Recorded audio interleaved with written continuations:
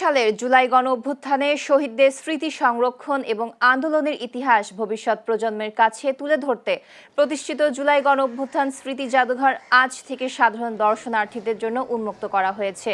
এর আগে বুধবার আনুষ্ঠানিকভাবে উদ্বোধন করেছেন প্রধানমন্ত্রী তারেক রহমান। জুলাই গণঅভ্যুত্থানের গৌরবময় স্মৃতি সংরক্ষণ, সংগ্রামের প্রকৃত ইতিহাস নতুন প্রজন্মের কাছে তুলে ধরা, জুলাই শহীদ ও যোদ্ধাদের আত্মত্যাগের স্মারক হিসেবে প্রতিষ্ঠিত হয়েছে এই জাদুঘর।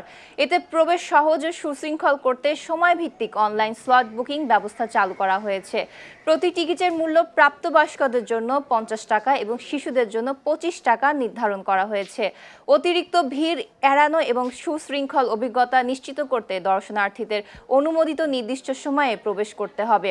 নির্দিষ্ট দিনের স্লট পূর্ণ হলে পরবর্তী দিনের সময় বেছে নেওয়ার ব্যবস্থা রাখা হয়েছে।